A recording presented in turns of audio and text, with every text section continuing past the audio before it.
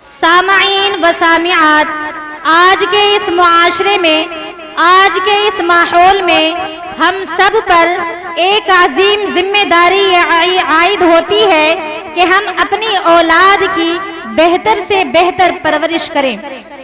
آئیے اسی متعلق چند باتیں پیش کرنے کے لیے میں دعوت سخن دے رہی ہوں سلطانہ بنت محمد ایوب صاحب کو۔ موصوفہ مائک پر تشریف لے آئیں۔ آ جاؤ مسکراتے ہوئے جانے گلستہ، آ جاؤ مسکراتے ہوئے جانے گلستہ، میرے چمن کا جشن بہارا تم ہی سے ہے۔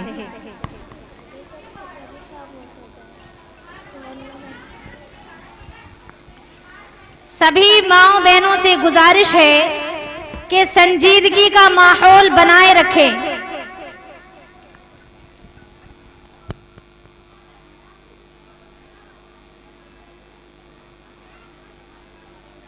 نحمده ونصلي على رسوله الكريم اما بعد اعوذ باللہ من الشیطان الرجیم بسم اللہ الرحمن الرحیم۔ سامعین و سامعات، السلام علیکم ورحمۃ اللہ وبرکاتہ۔ آج میں جس موضوع پر بات کرنا چاہ رہی ہوں وہ ہے پرورش۔ پرورش ایک ایسا عمل ہے جو ایک انسان کی شخصیت، کردار اور اخلاق کی بنیاد بناتا ہے۔ یہ بچوں کی جسمانی، روحانی، ذہنی اور اخلاق کی ترقی کا اہم حصہ ہے۔ پرورش کی سب سے پہلی درسگاہ ماں کی گود ہے۔ والدین بچوں کے پہلے استاذ ہیں۔ ان کی تربیت کا ہر لمحہ ایک انمول سرمایہ ہے۔ والدین کی ذمہ داری ہے کہ وہ اپنے بچوں کی محبت، شفقت، ادب اور اخلاق کا سبق دیا۔ اللہ تعالیٰ نے قرآن مجید میں والدین کی ذمہ داریوں کو بیان کرتے ہوئے فرمایا، اے ایمان والے، اپنے اور اپنے گھر والوں کو جہنم کی آگ سے بچاؤ۔ سامعین و سامعات، پرورش کا مطلب صرف یہ نہیں کہ اپنے بچوں کو اچھا کھانا اور کپڑے دیے جائے، بلکہ ان کے دلوں میں نیکی اور تقوی پیدا کیا جائے۔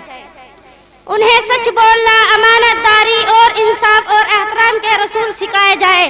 نبی کریم صلی اللہ علیہ وسلم کا فرمان ہے کہ تم میں سے ہر ایک ذمہ دار ہے اور ہر ایک سے ذمہ داری کے بارے میں پوچھا جائے گا۔ والدین کی ذمہ داری ہے کہ وہ اپنے بچوں کو دین کے مطابق زندگی گزارنے کا طریقہ سکھائے۔ سامعین و سامعات، آج کے دور میں اپنے بچوں کی پرورش ایک بڑا چیلنج بن چکی ہے۔ ہمیں چاہیے کہ ہم اپنے بچوں کو وقت دیں اور ان کی باتوں کو سنیں اور انہیں غلط راستے پر جانے سے روکیں۔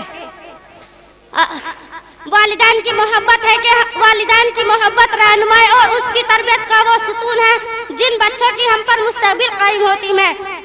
آخر میں دعا ہے اللہ تعالی ہم سب کو اپنی اولاد کی بہترین پرورش کرنے کی توفیق عطا فرما۔ آمین وما علینا الا البلاغ۔